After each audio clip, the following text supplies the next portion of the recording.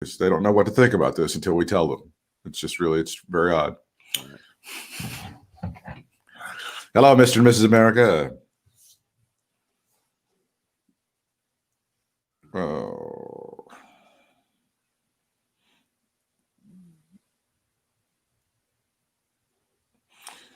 All right, should be showing up on your feed forthwith, as they say.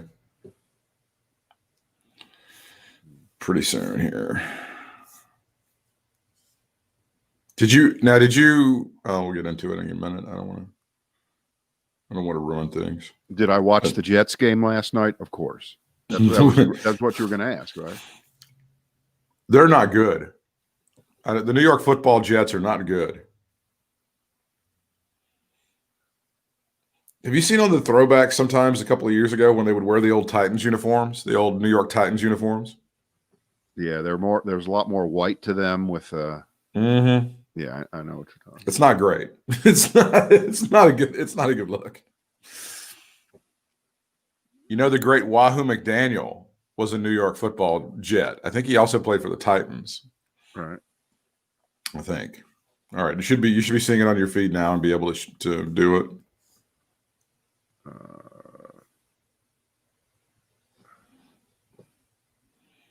I'm retweeting it on all that stuff.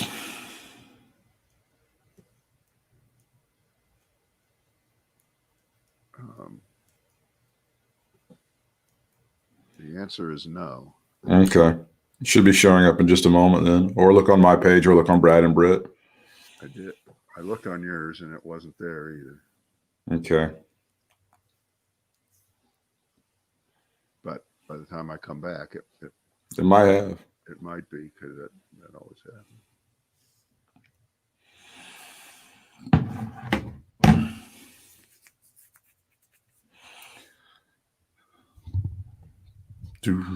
Yeah. All right. Now I can share it. Share it to the world.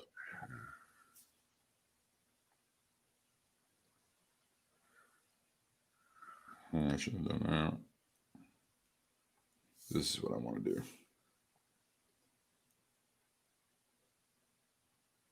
There we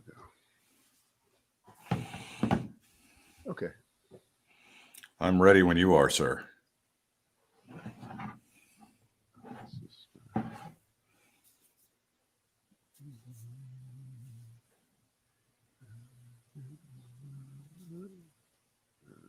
Okay.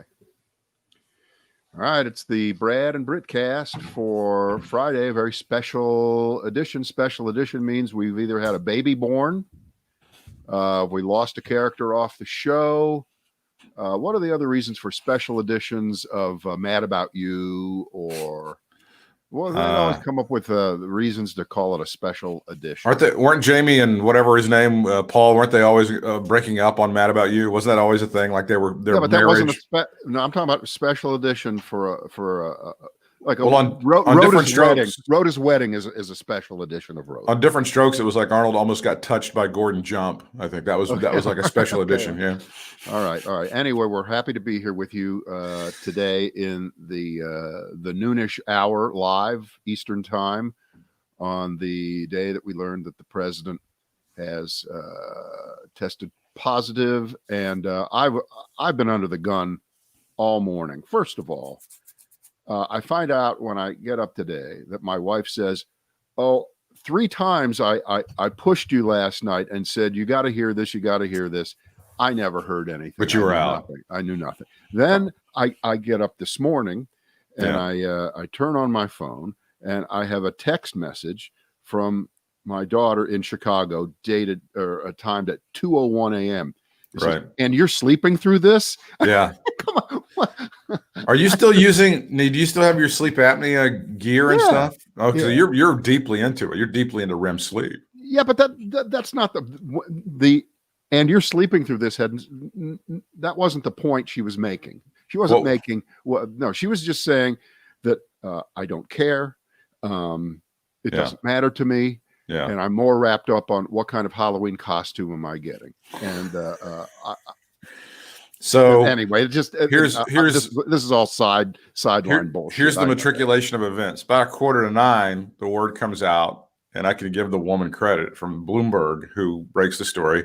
Hope Hicks is positive. She's got sources that are saying Hope Hicks has tested positive. Can we call her Hoax Hicks from now on? I like that one. Hoax Hicks.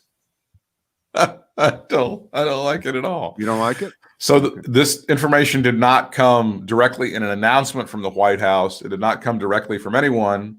So I go, well, this is interesting because I've seen tweets and it says that Donald Trump is going to be on the Sean Hannity show, a rare appearance on Sean Hannity. So right. Can I call time out here? Because sure, because I almost got 10 seconds into the story. Go ahead. Sure. I know, but you're laying the foundation for what now is we're going to be approaching 24 hours of bullshit. Cover ups. Well, you slept through all of this, so you just got to stand back and just suck it because you slept through all of it. No, I didn't. I wasn't sleeping at 9 o'clock, and I did hear him on Hannity, and I could only take about 3 minutes of it because it's so horrible. Because all he does is tell the same stories where he repeats his point 5 times. This is a mental breakdown on TV. I heard it. You're underselling it a bit. So I tune in like an idiot at about, right before when Tucker goes off and that boom, breaking news, Hope Hicks is tested positive. So they go into Hannity and then there's Hannity's opening monologue. We're going to have the president in just a moment because I'm an idiot and I think they're going to have the president at the top of the hour because I don't know how this works.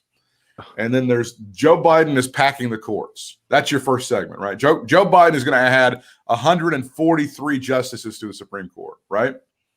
And then Mark Levin comes on, and Mark Levin talks about how Joe Biden is a huge racist and is going to add 143 people to the Supreme Court.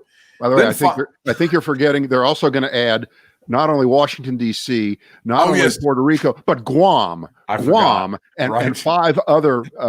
That's six new senators, new Democrat senators that are going to ruin your life. At Guam. That's if they stop at Guam. That's right. I'd forgotten all of it because that was so good. So I'm like, So what I'm thinking is the Hope Hicks thing is a pretty big story. Perhaps we should scrap Joe Biden wants to pull babies out of women and murder them in front of them and maybe just go to that. No, we can't. We can't do that. No, we have to have Mark Levin. And it's the worst thing. Mark Levin is very concerned about Joe Biden's racism, Brad.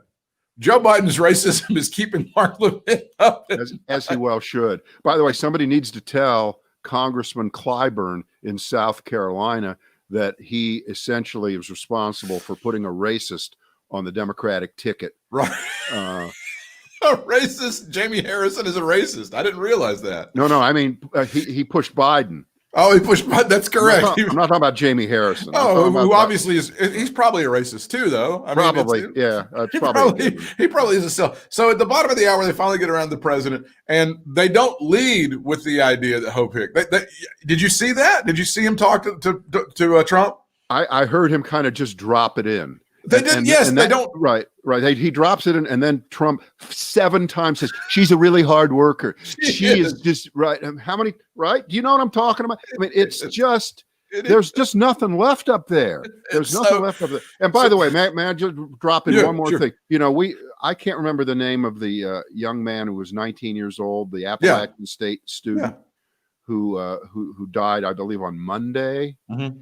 And he was an athlete. I mean, he had no extra condition, nothing else. I mean, he died from COVID-19, and he didn't die from respiratory failure associated with COVID-19. He died because it went to his brain.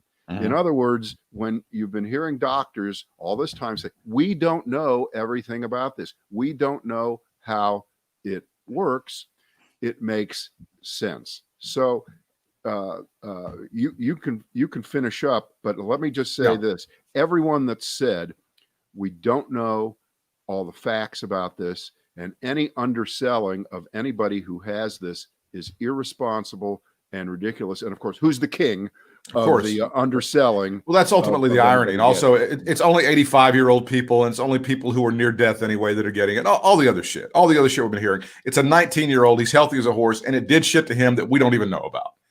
And his family is in response. What his family has done on social media and as many times as they could is beg people to wear the masks. That's what this 19-year-old's family, they just are begging people to wear the mask, which they shouldn't even have to do. So Trump gets on with Sean Hannity, and he's bitching about the fact that they're lying about him denouncing white supremacy. That's just a complete lie. And I believe John Roberts on Fox had called him out for this. And he tells Sean, Fox isn't what it used to be, Sean. It's not what it used to be. So we go through another litany and then they drop in, as you say, 5 or 6 minutes and, oh, by the way, Hope Hicks, who you love, and is like a daughter to you, not just because you're trying to sleep with her, has tested positive for this. And you go through the litany of, oh, she's great. She's a hard worker. And, she tries to, that we get around the military and stuff and they try to, but it's hard. The military just want to go up and they just want to hug her and kiss her and smooch her and put hickeys on her. And gosh, we hope, it's great. It's hopes. And that's it. That's it. We're done. We move on to another litany of Joe Biden has raped your mom or whatever it is in that segment. So I'm like, well, that's interesting. So that's part of the cover-up that was already underway, because now that we know that Trump knew and that the campaign knew more than 24 hours ago that this had happened, and not only did they not tell anybody, and not only did Trump go ahead knowing that he had been exposed to someone who had already tested positive, Hoax Hicks, he went ahead with a fundraiser with who knows how many hundreds of people out at his. It was about 100, from what I'm hearing, about 100 up in Jersey. Then when they're on the helicopter, and the helicopter is like 2 inches between everybody. But that is the kind of behavior of you testing positive and saying, you know what, I'm going to a movie theater tonight with 50 people in there, and I'm not going to tell anyone. And that's fuck them. Thing. And by the way, people get sued for this these days. They do. People get sued. But I forgot, the president's immune from lawsuits while he's in office. Another incentive for him to stay and get reelected, because he's probably going to be on the hook for this if somebody dies that they can easily trace back to. And it could be fairly easily traced. So he goes. He does tell Sean, both the First Lady and I have sent out. We had tests go out, and so America is thinking, and the world's like, they get rapid results because he should have that back pretty quick. I mean, it shouldn't be like tomorrow or anything. So we're done with that. Between 11 and 12, he tweets, the First Lady and I have tested positive. All the news networks go into hyper overdrive. They're doing great, and it was really, really good coverage. CNN had their heavy hitters. They had Cuomo. Anderson Cooper was on at 3 o'clock in the morning. At 3:30, Anderson Cooper's talking with Carl Bernstein, and they're talking, and he had a Dr. Andrew Broad moment. Wait, how did I sleep through this? I don't know. He's got a landline. Somebody's calling Carl Bernstein at 3:30 in the morning. He can't, there's nothing he can do to get the phone off the hook, turn the ringer off. They continue to call. I don't know if Bob Woodward's calling him and go, hey, let's get back together. I don't know what's happening. I don't know if Bernstein's back on the smack and his dealers calling him up. I have no idea, but it just can't be done. And there's nobody like in his life thinking, what if Carl's on TV? I don't think anybody can look at a television and go, Carl, maybe I shouldn't call it. And it goes on and on. And finally they have to go, well, Carl, we'll go ahead and let you get that. And we'll go on to something else. And they go on to something else. But the coverage was very good. Ali Velshi came in the middle of the night on MSNBC. I'm not sure which one of the people was on Fox, but they had a bunch of people. That funny guy that got shot and is really hilarious when he was covering the riots. That's the one. Trump thinks is hilarious. That guy? Yeah. I don't know. No, I think the amazing Griff Jenkins, who is just the greatest journalist of our time, was on Fox News. All right. And the coverage went on all night long, and I thought it was very, very good, especially on CNN, where they had Sanjay Gupta actually telling people facts and stuff. But let me back up on it, because late in the evening, when you were talking about him, maybe in the 11 o'clock hour, when Trump was already in full cover-up mode as best he could, and it's talked about these rapid tests that they have at the White House, which we know there's just an absolute connection between the speedier the test, the less reliable it is. That's just the way it is. Abbott Labs is the company that's put out the one that Trump has shown, about 20 times. You'd almost think he's on their payroll. You'd almost think he's getting something for this, but I wouldn't cast aspersions on a man who's ill right now, so I won't.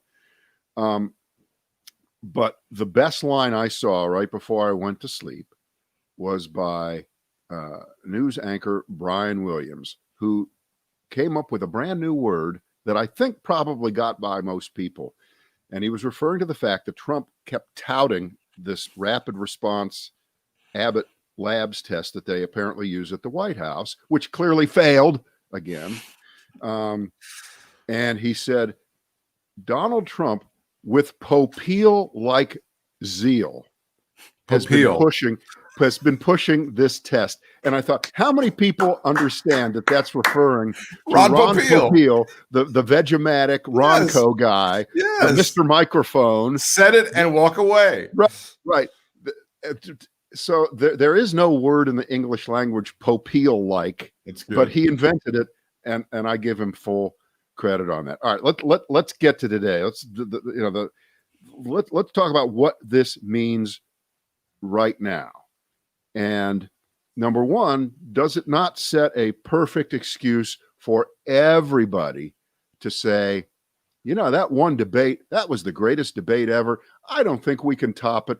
We probably don't need to do this because of all the variables, and everybody can pretend that it's a good thing. And thank goodness that this virus came along and struck the president so that he could gracefully get out of making an ass of himself 2 more times.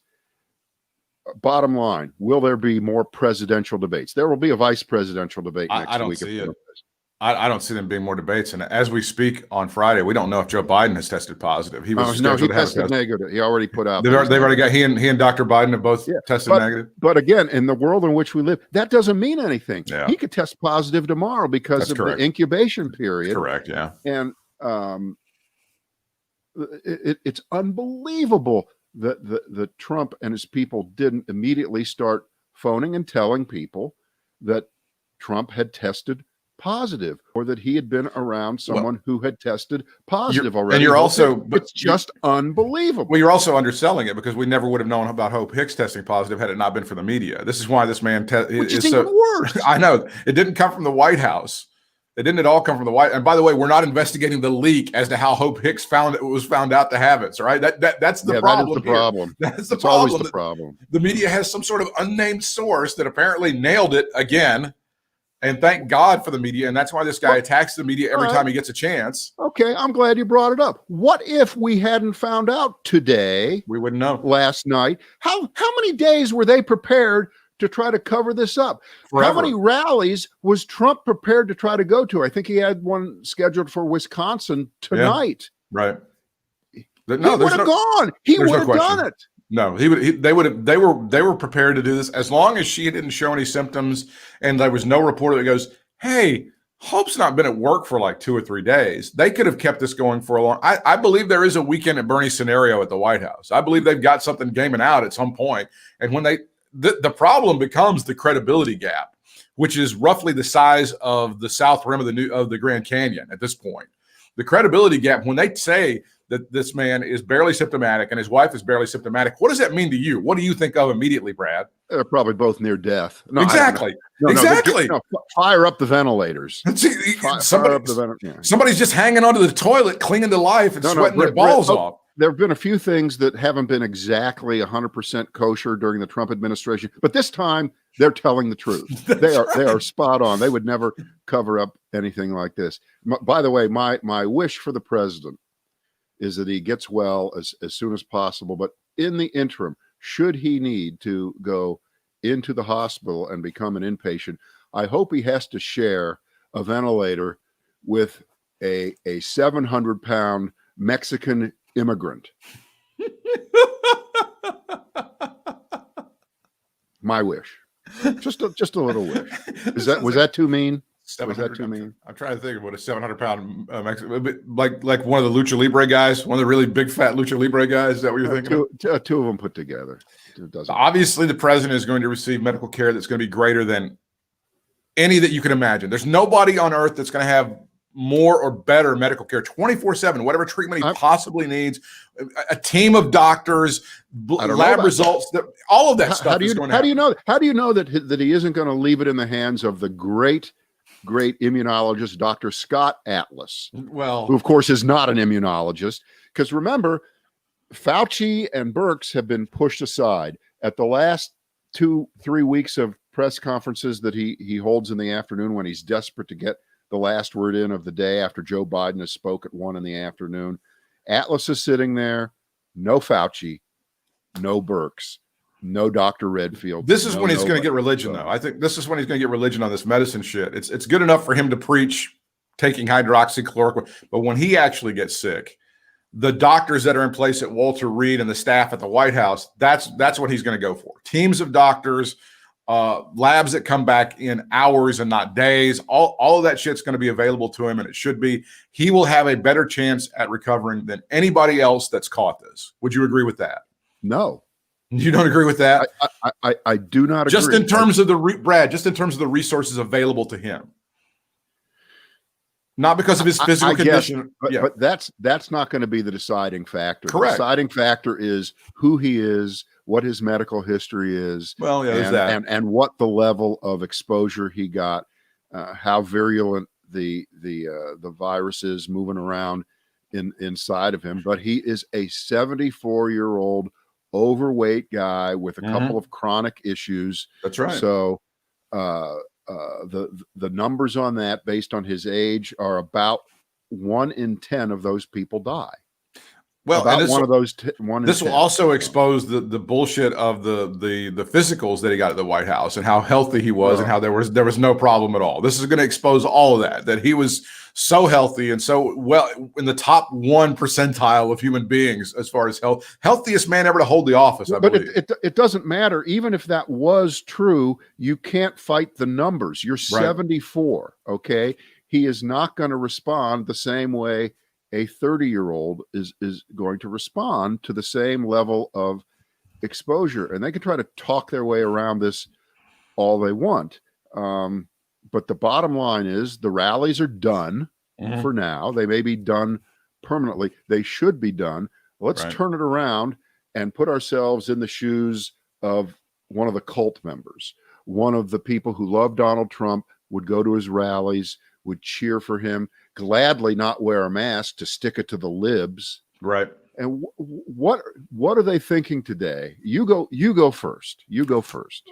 I think eventually they are thinking that this is someone from the left has infected Donald Trump with this.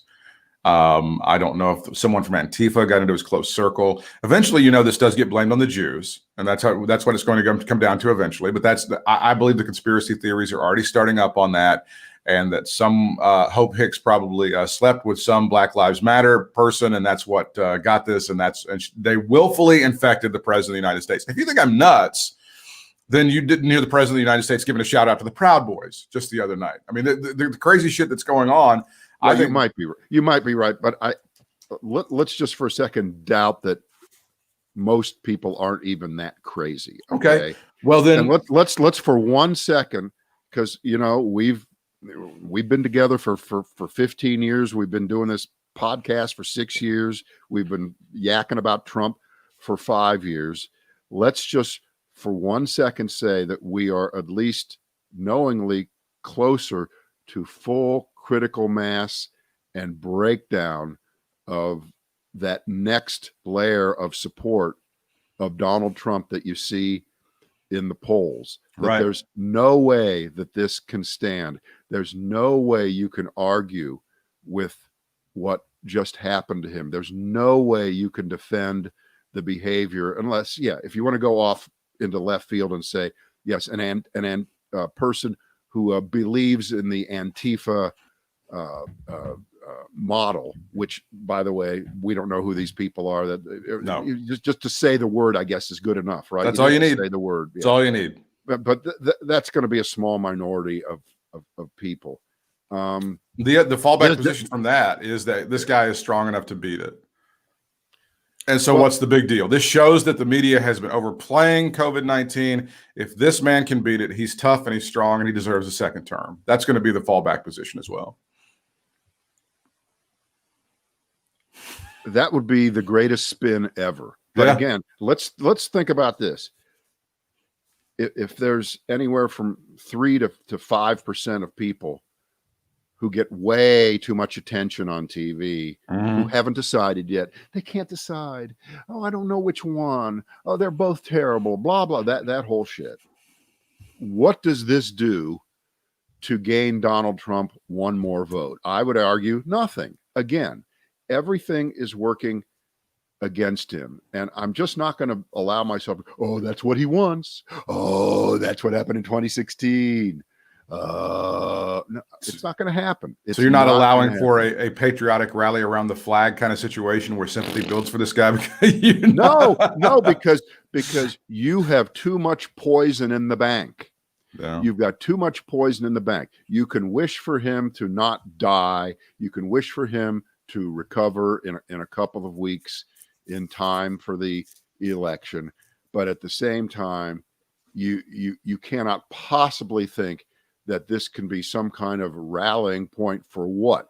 Herd immunity. I guess that's proof that everybody should get it so they can recover like this strong Donald Trump, because now he probably won't be able to get it for a few more months. And we don't even know about that immunity factor, do we? Nope. We do not know that yet because the virus is less than a year old, circulating around the world.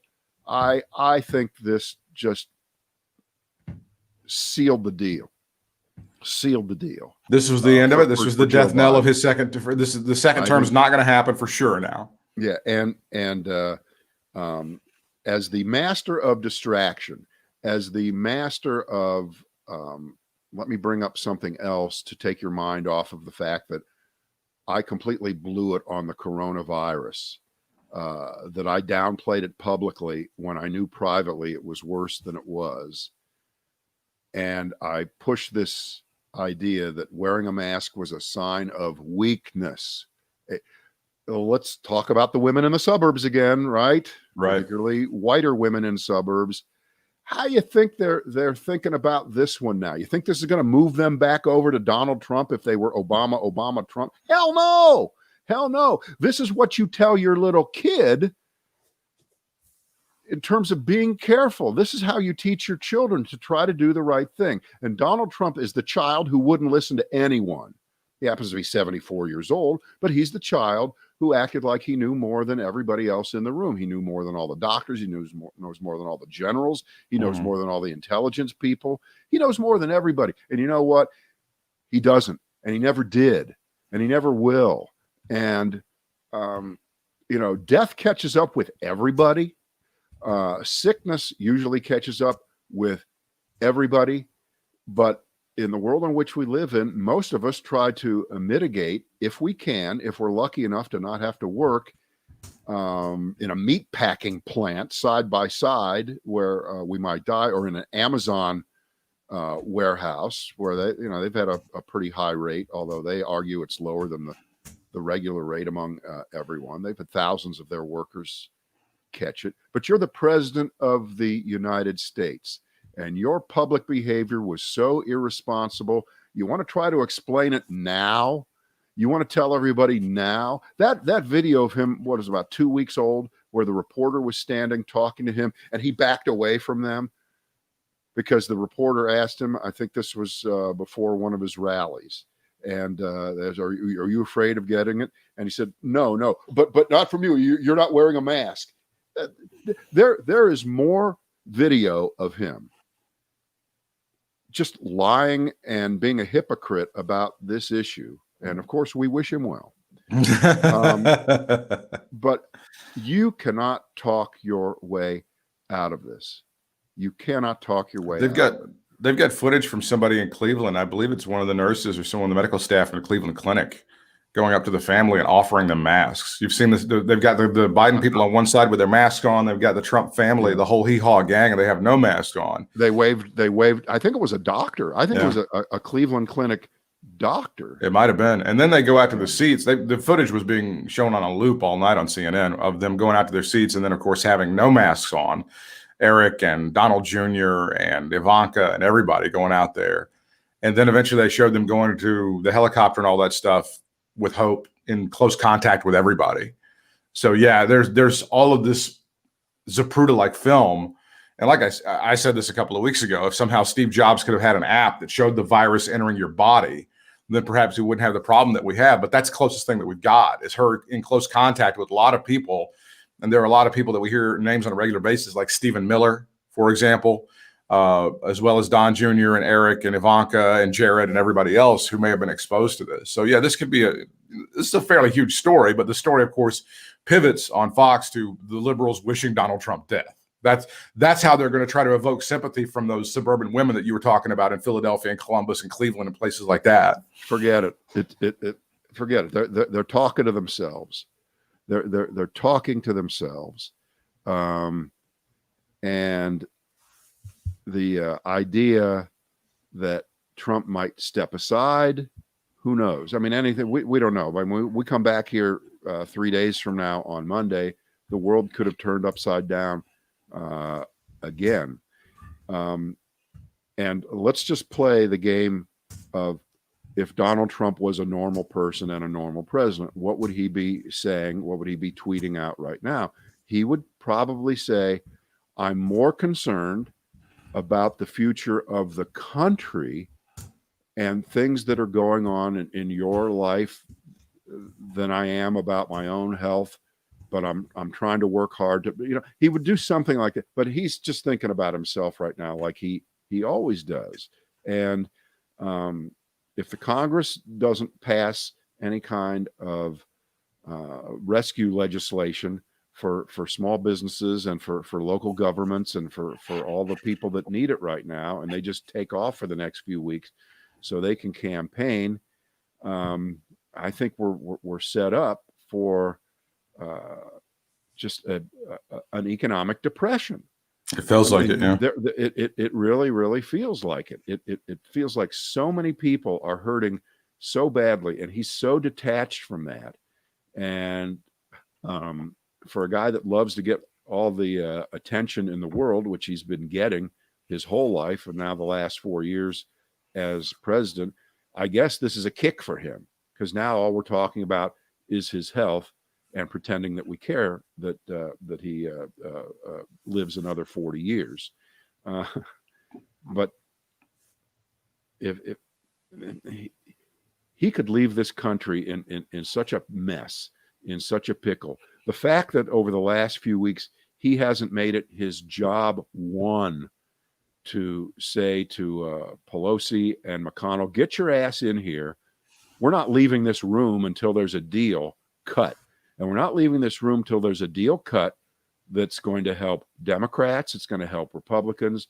It's going to help that 8% approval rating that Congress has. And it's going to help millions of Americans make it through the fall and into the winter without having to fire every last person and drive that unemployment rate back up. And it's so much, you want to remember the old thing during the Obama years, whenever the employment rate would drop, which it kept dropping for almost the whole time they would lie and say that those aren't real. Look at the U4 number. Look at the U6. Now you don't hear anybody talking about that now, do you? Because you know that whatever the unemployment number is, it's way low because so many people have given up. When people give up and close their business and they've got nothing left, they don't show up in the unemployment figures. They do not. It doesn't work that way. Yeah, they're not actively seeking employment. Right. And the fact that we have a government that's not getting it done in that area now is the crime of this century. It is truly, truly a crime. And again, I wouldn't want to be a senator like, Tom Tillis, trying to defend what's going on now. Why don't you tell us what a hero Donald Trump is? Why don't you tell us what a great guy he? Why don't you go there with that? Well, I think that's the only way that the only thing that Tom Tillis has is he's got to talk about how the liberals are just being awful about this. I think that's the Tom Tillis strategy. Too bad. By the way, the guy who used the words "too bad" several times. You know when he used the words "too bad"? When Elijah Cummings' home was broken into, the late correct. Congressman I remember in this. Baltimore. I remember and Trump was told about it, and he said, too bad.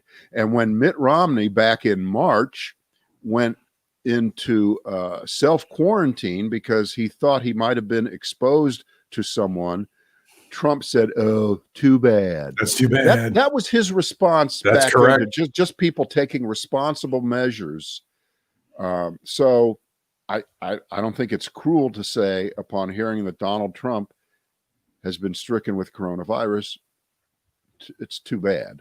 It's really too bad. Well, or it is what it is. Would also be it would also be the other. And this is how it's being played on the Fox News website. I don't give a fuck what they say. No, but you have to be aware. Go ahead. No, go ahead with it. But go ahead. Schumer says Trump diagnosis shows what happens when you ignore science, and Fox has the headline above that, below Chuck Schumer's picture. Cheap shot? Question mark. Is that the best you've got? That's the best they've got. That's the really best they've got. So don't even give it a thought.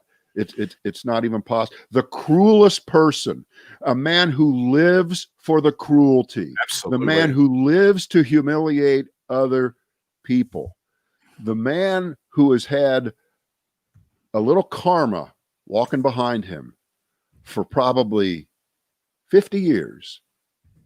Karma is about to walk in front of Donald Trump. It's just that simple. Unfortunately, we're all victims of this pathology. We're all victims of his narcissism, of his craziness, of his mental deterioration right in front of our eyes, which has been on display all this time. Would you call it irony that up before the debate, whose health was really in question? Joe Biden, he might die on stage. He's so old. He's not going to be able to stand there for 90 minutes and speak. He is so infirm. He can't put two sentences together. He needs an earpiece, which, by the way, there is nothing harder in the world to think that any human being could ever listen to someone and speak the words that supposedly would be fed to them because they're so infirm that they have no brain, that they can't speak on their own, of someone behind the scenes whispering all of the answers. You can't do it. It's so stupid. It's so dumb. Apparently none of these people have ever watched television and watched an anchor when they're on TV, or a reporter, when suddenly someone starts speaking in their ears, their eyes go up, they pause, and very often they'll say, well, someone's telling me right now that 5 people have been murdered, not 3. You can't simultaneously repeat what you've heard. It's not possible. But I don't even know why I'm discussing it, because it's so stupid. But the bottom line is, who is the guy who's come out of this sick? Who's the guy that's come out of this infirm? Who's the guy that's come out of this closer to death than they were before the debate started? Who's the person who's come out of this debate way, way sicker than Hillary Clinton, who was near death when she tripped getting into a car after being out in the heat for 9 hours in a row once during the campaign? And it went around the world with Russian help. Wonder how the Russians are going to help spin this one. Wonder how they're going to do that. John the Catholic with the breaking news. He says Father John Jenkins, president of Notre Dame, who was present at the nomination ceremony for Amy Coney Barrett, has tested positive. So I'm assuming the Supreme Court nominee, Amy Coney Barrett, will also be testing positive because she may have been exposed. Well, she's certainly being tested. Yeah. She's certainly being tested. I'm assuming that she may have also been exposed. Well, but we don't want to let that stop the ramming her through into. Oh, of course. We cannot stop that at all. Right. And John points out this means that perhaps it was spreading as far back as last Saturday. That's how far it could go back. We know for sure. John is 1,000% right. Yeah. He's 1,000% right. And this is why you take the most elementary precaution that you can, that has worldwide acclaim, approval, and provability: wearing a mask. Does it stop every case from ever? Of course not. Nobody ever said it did. But the people in this country who wrap themselves around some kind of warped sense of my freedom to not wear a mask is what the founding fathers wanted. It's what they fought in Iwo Jima for. It's what we've, it's so horrendous. And it's not going to bring the country together, obviously, this moment, but there has got to be a point at where people go, no mas, I was wrong. I fell for the con. Mm-hmm. You got me. He's never been what he purported to be. He's a bad businessman. He doesn't know what he's doing. He doesn't read anything. He's not like the previous 44 presidents who put the interest of the country just about every chance that was presented to him ahead of their own personal interests while they were president of the United States. Yes, they all wanted to get reelected, but none of them were willing to sacrifice every bit of common sense and decency in a warped sense of arrogant narcissism, thinking that that's how they would get reelected when this accident of history called 2016, or as Donald Trump describes it, that glorious night in November, because that happened, we have to suffer for that. And the day of reckoning is that much closer for all these people. I've also heard that this demonstrates a failure of the White House medical staff to keep these people safe. Do you buy that? No. I don't either. No. Yeah. Because I'm sure that the White House medical staff, unless they're all political appointees, I don't know how that works. I don't either. Okay. Oh, but Fox News did have Ronnie Jackson on in the middle of the night too to help explain this to us. I just want to say that the former White House. He's the hack doctor who was there the first couple years, and I think he said that the president weighed 230 pounds or something. Wasn't that what he said on that first? Did he say he was going to live to 200, or was that the guy up in New York, Bornstein? Ronnie Jackson said he was extremely healthy, and I think he had the president's weight at 230 or 235. Yeah. And if the president weighs 230 pounds, I'm 360.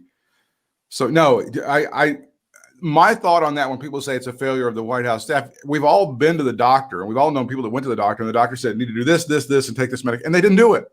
They didn't take the pills. They didn't change their diet. They didn't try to exercise at all. And then they died, or they got really sick. And it wasn't the doctor's fault. It's because they didn't do what the damn doctor told them to do. Oh, well, see, this isn't that. This is Donald Trump individually saying that he didn't need to wear masks, that he didn't need to socially distance, that he didn't need to do any of the things that most sensible Americans are trying to do to the best of their ability. Doesn't work every time, doesn't work all the time, but it does drive down the numbers in total.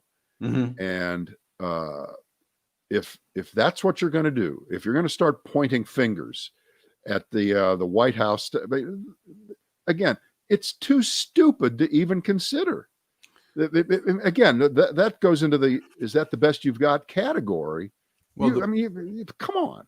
But the moral hazard is if he does recover from this, it's going to embolden a lot of people in trailer parks to go, I don't need to worry about this because it's not a big deal and they've overplayed it, and I'll be able to survive it if I actually do get it. Again, that's a shrinking number of people, and they were not on the fence on voting for Joe Biden. That's true, but I don't want. It doesn't matter. It doesn't. I'd rather, even though they're not the smartest people, I'd rather they didn't die. But I feel a few of them, that's going to be the message if he recovers out of this. And they're not going to have the resources available to Donald Trump to recover from this. They're just not.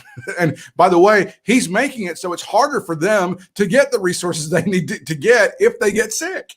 I mean, to me, that's irony on top of irony. That's like a big old fat irony sandwich. Well, see, but the Democrats can take this and say, well, Donald Trump, if you didn't before, you now have the mother of all brand new pre-existing conditions. And if you weren't the president of the United States, if you were just Donald Trump, who lives in Conway, South Carolina, you might have trouble getting health insurance under the Donald Trump non-existent health care plan that would gut protection for pre-existing conditions because of knocking out Obamacare. And your executive order ain't worth shit on that. Okay? Exactly. And by the way, you may have seen it. It may have gotten by you. The CEO of Pfizer told Donald Trump to go fuck off. Really? He said, we are not putting out anything until it is tested, and proved to be efficacious. And we will not bend to any political.